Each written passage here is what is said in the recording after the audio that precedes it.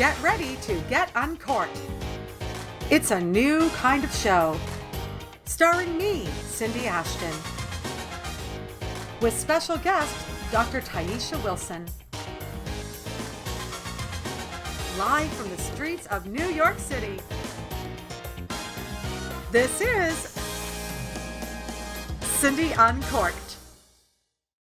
Today we have a very serious topic. It is all about breast cancer and breast cancer treatment, and what Dr. Taisha Wilson is about to tell you is going to change your life forever, or the life of somebody that you know who is going through this. So I want you to stay tuned. We also have a listener question around when someone's going through a hard time, how do I help them? How do I deal with them? And that's at the very end of the show. But in the meantime, let's get started with our adventure. It's going to be fun, as always. Let's get uncorked. Check out this amazing space that we are in. We are in the HGS Home Chef Cooking School and Store in Hudson Valley, New York, and we have quite the cooking episode for you. So first, where are we? We're in Hudson Valley. It's a place full of farms and fresh food and organic food and everything to nourish our soul. So it's perfect for today's show on breast cancer. So I've got two fantastic people here. Who are they? First, at the very end, we've got Matthew White. He is the owner of this fantastic space. Hello, Matthew. Hi, thank you. Oh my gosh, we're just so happy to be here. We're so honored. And our very special guest has come all the way up from New York today. Nice early drive up. 7 a.m. 7 a.m. She's a go-getter. This is Marty Wolfson, and she is a culinary and lifestyle medicine educator. And so she is going to be really sharing with us today all about cancer and how do we prevent it, how do we heal it. Food connects all of us, Yeah, right? it right? really does. And it speaks directly to all of our cells and genes. And that's what we want to talk about when we're talking about prevention and treatment of breast cancer. Really, so many cancers. Right. We're talking about breast cancer today. Okay, so what are you going to make for us? Because I'm excited. I'm a foodie. I know you've been sneaking into this pot I know, and wafting the smells. I know. We're gonna make a broccoli, leek, and potato soup. So the potatoes are gonna actually replace some of the dairy that usually broccoli soup is heavy, maybe in cream or some kind of dairy, but we don't need it. And we're actually gonna focus on the really nutrient-dense ingredients that are so specific to breast cancer.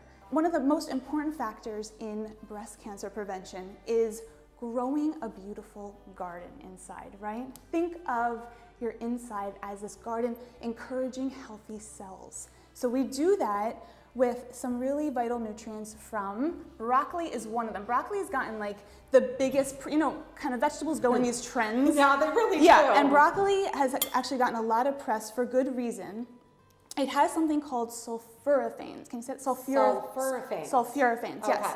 And it's not just in broccoli though, it's in this whole cabbage family. Kale, red cabbage, green cabbage, even arugula, wonderful lettuce that we can have every day. That's in the cabbage family. And these compounds in vegetables, they help protect the plants and they help actually fight cancer in our bodies. It's beautiful synergy. Right? It is beautiful. Yeah. And I'm a big broccoli fan. Okay, good. I eat broccoli like 3-4 times a week. Probably a little too much. No, you can't get too much. Okay, good. Yeah, I mean, and research shows broccoli actually can inhibit breast cancer stem cells. So pretty cool. What? Yeah, I know you want a lot of it. All right, I'm okay. gonna keep eating it. So we have this cut up. I'm gonna actually ask you to cut up some kale. We're gonna mix this into the soup. You can make this soup in about 10 minutes. This is how simple it is. Amazing. Yeah, we want our cancer-fighting foods to be lick easy. my fingers. Don't lick your in private. I know. You have to understand, as a single person, I don't think I'm like, oh, just lick away because it's just all my saliva coming back. That's right.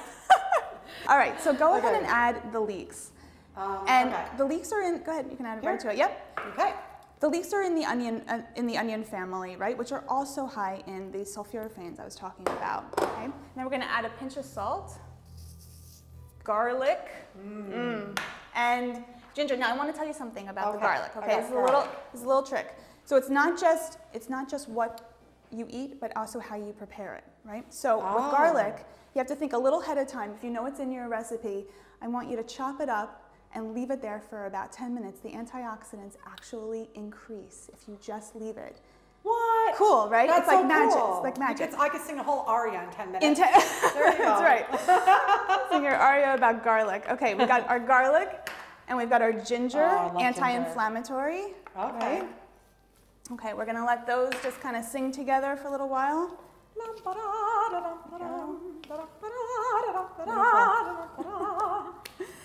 And then we're gonna add some celery. Okay.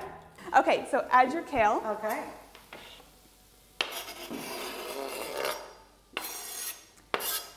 And we are gonna layer with some salt as we go.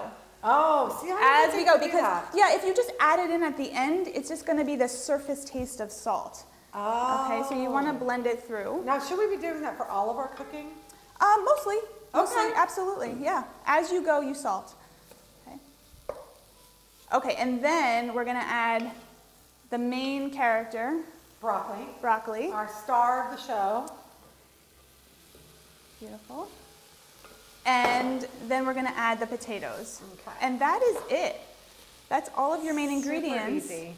And then we're gonna add our stock. Now, is that a vegetable stock? This is a vegetable stock. If you had chicken stock on hand, you could do that. It would just be a bit of a stronger taste. Okay. Okay. And I'm just gonna cut it with some water too. So we wanna bring it just above the vegetables. I think it's the moment of truth. Okay. Oh, Oh. look at that. It smells so good. Oh my gosh, that smells so good. Okay, let's put this to the side. Okay. And turn the heat down. So good. But we are not done, are we, Marty? No.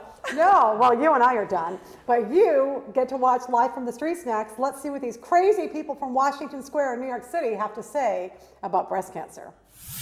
This segment of Live from the Streets has been brought to you by The Diet Rebellion by Dr. Carrie Fullerton. Live life, love food, be free. If a woman's going through breast cancer, where do you think, what's causing her the most stress? Probably her thoughts. And I always stress the power of thought. We have to continuously think positive thoughts if we want positive outcomes. Wow, that's actually a true story. I have a family member who got diagnosed with cancer. So I think the most stress would be the unknown, the outcome, and not knowing what is going to happen with my family, what is going to happen with their thoughts, their feelings. How are they going to react to this news? Oh, that's a tough question. You know, just breast cancer, just an horrible thing, and I don't know. Whoa, that's intense. It's besides all the treatment, you know, the chemotherapy and all the backside effects of the chemo, losing your hair, and maybe if there's surgery for all the physical aspect and the femininity side of it. So I think it's just possibly a very devastating experience. You know, I have two family members who are survivors of breast cancer. And I think the fear is who's going to maintain their family and the household. But as moms, the biggest concern is the family. Who's going to take care of my children? Who's going to make sure they eat well? Who's going to dress them? How do I beat this? How do I stay strong? And where does my faith go? And faith is the biggest thing when you're trying to battle breast cancer and survive it. So, October is Breast Cancer Awareness Month, so it only makes sense that we have one of the best breast cancer surgeons in all of America here with us. Please welcome Dr. Taisha Wilson. Thank you, Cindy. I'm so pleased to be here. Oh my gosh, I'm so excited that you're here. I was looking on my beautiful phone, and I was looking at statistics when it comes to breast cancer. So according to breastcancer.org, 1 in 8 women in the US develop invasive breast cancer over the course of her lifetime. It is 1 in 9 Canadian women during their lifetime, which is interesting that there's a difference between the countries. All right, so Dr. Wilson, tell us about the prevalence in America, in North America, and why it's so important for us to be getting mammograms. Absolutely. You know, breast cancer is one of the most common cancers that affects women. And it goes throughout all racial, ethnic groups, all socioeconomic status. And really, if you talk to people, you know, by the time you get to be about 40, you know someone who's been diagnosed with breast cancer. Yeah, you really do. Right. So, I mean, it's very prevalent, and therefore we need to be screening properly. And the recommendations are that you start mammograms at the age of 40 every year. I know some people like to try to skip years, but it should be every year after the age of 9. She's kind of talking to me because I have never had a mammogram yet. Oops.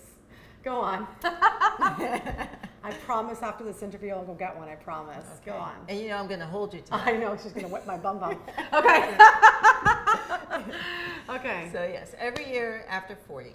Right. There are some women who have family history who may need to begin screening earlier, but that's Okay. something that you should discuss with your medical professional to see if you fall into that category. And what we Okay. really want is we want to pick up breast cancers early, because a stage 0 breast cancer, which often just shows up as little specks of calcium on a mammogram, Right. the 5-year survival for that's 100%. That's so pretty amazing. Yes, We so- like 100% survival rate. exactly, For sure. exactly. So I have a question for you. When a woman is diagnosed, what is the emotional impact on her? It's very drastic. Yeah. And of course, the first feeling that people have is, am I going to die? Right? You hear the cancer word and immediately your thought is that it for me? Does this end my life? Fortunately today, less than 30% of women will actually die from their breast cancer. So That's pretty amazing. It is pretty amazing. We've gotten much, much better at treating this disease. So, which brings up some interesting questions next. So after you get over the am I going to die, and Right. the answer is most likely not, then what does that mean for me? What does the surgery mean for me? If I have to have a mastectomy, if I have a lumpectomy, will I feel the same? How will that change my body? How will that Yeah. affect me as a woman? How will that affect my ability to reproduce if you haven't already done so? Right. So it really is a far-reaching diagnosis that touches a woman in many different ways and brings up many questions. Yeah. So we know the typical out there in terms of treatments have to do with hormonal therapy, surgery, radiation therapy, chemotherapy. Is there anything else out there that women need to be aware of? And this really comes back to the topic of today, which is what we don't know about breast cancer is going to change our lives forever. So let's actually get down to what the heck that means. That's a great question. And I'm glad you bring it up. Because Yay! I think one of the unfortunate things that happens is that women aren't really educated on all of their options. Yeah. And a lot of times the thought is, well, if you go to a doctor, any doctor, then they should know and they should be able to guide you to everything that's available. Right. And that just isn't always the case. So one of the things that I think women often don't know that they should know is that there are surgical options and techniques available beyond the scope of just the typical mastectomy or lumpectomy. Interesting. So what would those be? So, for example, I practice a very particular branch of breast surgery called oncoplastic surgery. Oncoplastic surgery. Right. We've learned a new word, people. Oncoplastic surgery. It's very rhythmic sounding. The musician in me wants to go, onco. It just makes me want to make up a song. Okay, go on. So It's a very serious topic. We need a icebreaker. I agree. Right, but there's people like you in the world saving lives, so it makes it happier. So what is oncoplastic surgery? I think I've got this, people. Yes. What is this? So onco means cancer, and plastic comes from plastic surgery. Okay. And so what it really is the marriage of cancer surgery with plastic surgery. Very cool. So I'm interested to know a little bit more about this and how it impacts women's lives. So we've got to go to commercial break. So after the commercial break, we go live to the streets, and we're going to be getting people's opinions on what they think that they need to look for when they're looking for a breast cancer surgeon. Like, what's the criteria? It'll be interesting if our live from the street people are knowledgeable about this or not. So Taisha, or Dr. Wilson, we'll be back after break. Are you truly living in the now, or are you just okay, caught on an endless hamster wheel of work? struggling to be the mom you desire to be, and feeling your relationships straining under the pressure.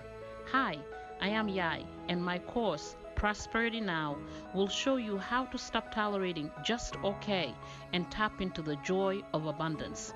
When you powerfully live in the now, you will have a career that lights you up, raise happy and fulfilled children, and cultivate a deep, loving relationship with your partner.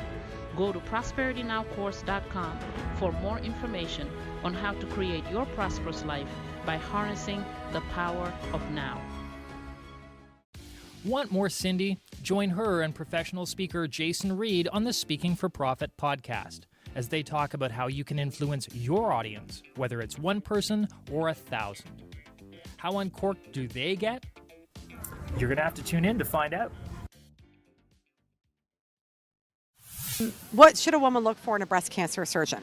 Well, research is key, so most importantly is doing the research and of course finding that specialist and getting that second opinion, because sometimes we have been given information that hasn't been accurate. So for sure, doing the research and making sure you're getting your second opinion. Well, first, tough question. Well, first, just not. I think number one, if it were me, number one, the experience a surgeon has. Oh man, what's looking for in a surgeon? I mean, someone that you trust, someone that's to react like a surgeon, act like a human being, just treat a person, because it's so stressful when you tell someone you have a breast cancer or cancer, whatever. It's just so frightening. So stop acting like a surgeon, being like a human. Welcome back. So that was very interesting to see what the people had to say. Now let's see what Dr. Wilson has to say. Why is oncoplastic surgery important? Why is it more important than the other methods? Okay. Well, remember when I said that nowadays less than 30% of women are going to die from their cancer diagnosis. Right? So after that, after you've had this diagnosis, after you've finished all of your treatments, after you're getting on with your life, it really becomes important that you feel whole, that you feel beautiful. Yeah. If a woman has ugly scars, a deformity, it becomes really hard to put that behind you every day, because you're reminded when you get up and you take your shower, when you get dressed, when you're in your bathing suit, you can't let that go. And so I think the beautiful thing about oncoplastic surgery is that it really allows for much better cosmetic results. And what I love about that is that you actually have befores and afters, and you have the differences, and apparently we can't show breasts on television. Oh gosh, I'm really looking forward to the day when we're over that. But what we're going to do is post in our web exclusives, so you'll be able to go on our website and look at the befores and afters and really see the difference. But what I love about this is, on the one hand, we need to love our bodies as is. We need to love ourselves as is. And we live in a society, and I know this not because I've had breast cancer, thankfully, but I've had 3 heart surgeries and abdominal surgery. And I have had so many people go, ew, what happened to you? Like there was something wrong with me. So I understand what that feels like, to have that shame put on me, and then to be able to look at myself and go, oh, am I beautiful? Am I still beautiful having a scar on me? So while it's not the same thing, I can really understand as a woman, or as anybody, we want to be able to look at ourselves and love ourselves. And yes, it has to come from the inside, but if we can come through this with a body that resembles the one that we had before, I think that's a beautiful thing. Yes, absolutely. I think that's a really, really beautiful thing. And I think it's such a gift that I'm able to provide that for women. And I work along with some amazing plastic surgeons who assist me in this also. But I really hope that eventually the days will be gone when women have breast cancer surgery and come out with one breast that's a size B and the other's a size D, and they're asymmetric, and they can't find bras, they can't look good in their clothes, their back hurts, and their I can't neck even hurts. imagine what that's like with their partner. Like, how would they feel taking their clothes off in front of their partner? Is that partner going to love them still? hopefully they will if they're in a good relationship. But I can't even imagine, I just can't even imagine what they must going through. So I just love and appreciate that you have opened all of our eyes to this. So before we end, I really want to ask you, for a woman who is going through this, what is a checklist that she needs to be asking so that she gets somebody like you? And by the way, if you're in New Jersey, you just go to Dr. Wilson. Just FYI, that's not an option. You go to see Dr. Wilson, but if you're not in New Jersey, tell us. Right. So I would ask the surgeon that you go to see, say, do you do oncoplastic surgery? Are you familiar with that? Ask them how much volume will be lost from my breast after this surgery, and then say, well, how are we going to make me symmetric again? Oh. And, your surgeon should have answers for that. If Yeah, your so surgeon, if they say, oh, don't worry about it, I'd be like, oh, dude, Right. dude, don't give me don't worry about this crap, right? Exactly. Yeah. And even with mastectomies, for many women now, when I do my mastectomies, I do them sparing the nipple and areolar complex. Wow. So it makes a tremendous difference cosmetically with the result. And so, if you need a mastectomy, you should be asking your surgeon, do you do nipple sparing mastectomies? But, ask the questions and don't be afraid to ask. And really, if you don't like the answers that your surgeon is giving you, then don't be afraid to seek another opinion. Because that's your right, and ultimately you should feel comfortable with whoever is going to be operating on you, because for my patients, it's a lifelong relationship. Right. You're going to see me once a year for the rest of your life. I expect to be invited when there are occasions where there's cake. Well, if it's gluten-free cake, count me in.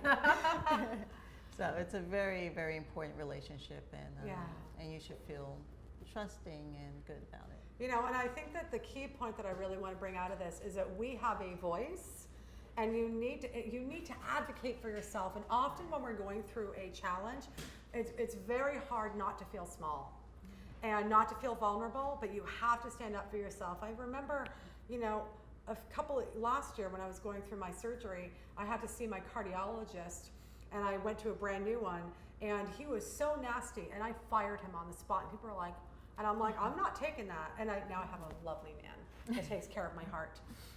So, but I think that's really important. And I wish that somebody would have told me when I was younger and didn't have the chutzpah that I do now, that you have to advocate for yourself and you have to make the right choices, and who cares what other people think. Right, absolutely.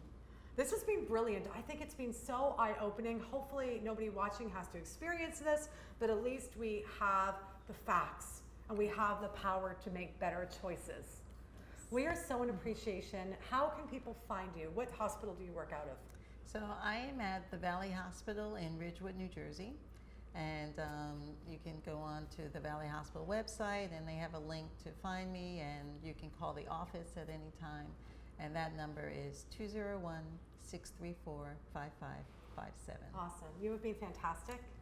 Thank you so much. It's time for Twitter Uncorked. The question for this week is, how do you deal with someone going through a hard time? At Laurier says, I listen to them with love and compassion and without judgment. At Empower Jack says, hold space for them by being a light and trying not to fix them or the situation they are in. At H_Chernovsky says, tell them I am here for them when they are ready to talk. And at IBI Empowerment says, ask how I can support them. Do you want to get uncorked? Watch for next week's question on my Twitter feed at Cindy Ashton. Next up, we have a commercial break, but stay tuned because after the break, I am going to share 4 things you don't want to say to people going through a hard time, but I will share some strategies on what you can say. See you after the break.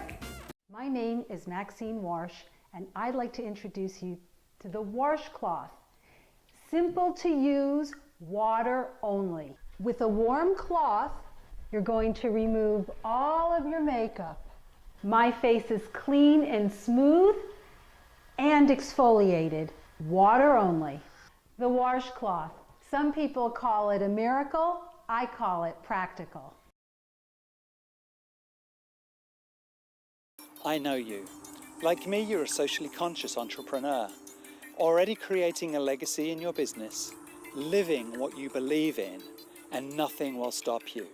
Except having a web presence that's just okay. The world needs to see your work, your passion, your gift. Let's show it to them. I'm Michelle Empson, and together we will build a digital platform that will be the foundation for your business growth. I did this for CindyUncorked.com, and I want to do it for you. So visit me today at sanctuary-studios.net, and let's get started. This segment of Influence Uncorked was brought to you by Your Persuasive Voice with me, Cindy Ashton. Presentation and communication skills training to boost your influence. So today we talked about breast cancer with Dr. Wilson. And that brings up the topic for me around how do we deal with somebody who's going through a hard time, whether it is breast cancer, another illness, a death in the family, or some kind of other tragedy. Often there are 4 different ways that people tend to respond that really aren't very helpful. And I know that we all do them in some way or another. So this is more of an awareness thing and starting to change the conversation of how do we deal with people going through the hard time. So the first way is that a lot of people go into the worry or the fear. They're like, oh my gosh, Carolina, I'm so sorry you're going through this. I'm so worried about you. How are you ever going to get through? Oh my gosh, what happens if this gets worse? What happens if this? What happens if that? So think about the person receiving that, all that worry and all that fear. You've got to learn to keep that to yourself and deal with it yourself, because they're already having a hard time and you've just added a whole heap of crap onto their pile of things that are going to freak the living crap out of them and contribute to the already raw emotions and whatever else they're going through.